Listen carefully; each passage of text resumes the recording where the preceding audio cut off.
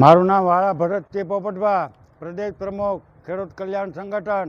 આજે અમે મહુવા માર્કેટિંગ યાર્ડમાં સેક્રેટરીને અને અહીંયા મહુવા મામલતદાર અને કલેક્ટર સાહેબને રૂબરૂ આવેદન આપેલું છે.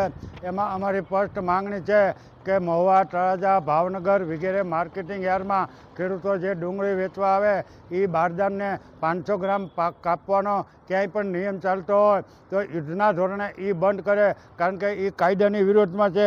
એવી જ રીતે ખેડૂતોને ડુંગળીને જો કંટાનમાં લાવે કે પ્લાસ્ટિકની થેલીમાં લાવે એમાં જો મનાઈ કરે છે અને વારે વારે કંઈક ગટકડા કાઢે છે, એટલે એ યાર્ડવાળા સદંતર બંધ કરે. ખેડૂતોને સારું લાગે તો કંટાનની થેલીમાં લાવે અને ખેડૂતોને સારું લાગે તો પ્લાસ્ટિકની થેલીમાં લાગે. એ ફરજિયાતપણે યાર્ડને એ નિયમ કરવો પડશે.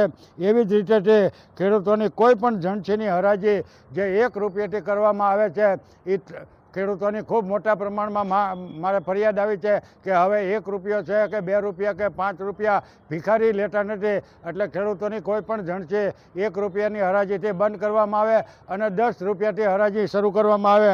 એવી જ રીતે ખેડૂતો કોઈ પણ જણસી તેની ક્વોલિટી પ્રમાણે એનો ભાવ થવો જોવે.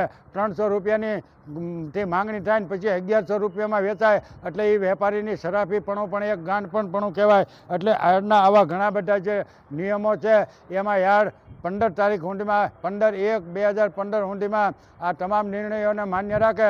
નહીંતર અમે આવનારા દિવસોમાં 15 તારીખ પછી મહુવા, તળાજા કે ભાવનગર જે માર્કેટિંગ યાર્ડમાં આવા ગોટાળા ચાલતા છે ત્યાંના માર્કેટિંગ યાર્ડના ચેરમેન અને સેક્રેટરીની ઓફિસને તાળાબંધી કરી દઈશું. સાથે સાથે અમારી આજે સરકારને, તંત્રને એ પણ રજૂઆત છે કે સરકારના આંકડા પ્રમાણે ગુજરાતભરના ખેડૂતોનું મુખ્ય જો કોઈ પાક હોય અને મુખ્ય ખેડૂતોને જે ઉત્પાદન કરતા હોય તો એમાં કપાસ, સિંગ અને શિયાળુ ઉનાળુમાં ડુંગળી છે અને દૂધનું ઉત્પાદન છે. એટલે આના ઉપર જ એને નફવાનું થતો હોય અને આના ભાવ જ્યારે જો ન મળતા હોય ત્યારે સરકારે પ્રાથમિક ધોરણે આના ભાવ આપવા જોઈએ. અત્યારે અમારી સીધી જ માંગણી છે કે ડુંગળીમાં સરકાર જો ધારે તો ખેડૂતોને 1000 રૂપિયાનો ભાવ મળી એમ કેમ છે.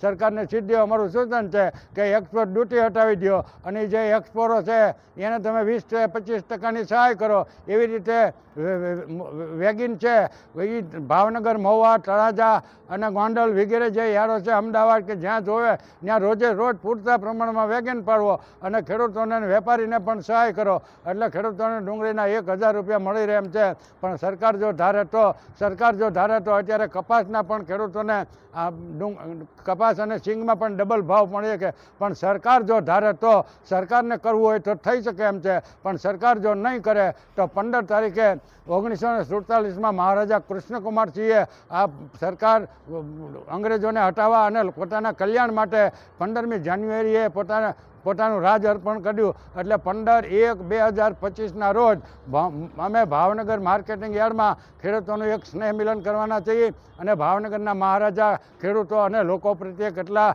વફાદાર અને કેટલી એને લોકોના, ખેડૂતોના કામ કર્યા એ સરકાર સુધી એના સૂચનો પહોંચશે. જો સરકાર નહીં માને તો પછી આવનારી તમામ ચૂંટણીમાં ભાજપની સામે ખેડૂતો અને લોકો મતદાન કરશે એવું આહવાન પણ કરજો અને સરકારને ઝુકાવીને અમે રહેવાના છીએ. જય હિન્દ, જય ભારત.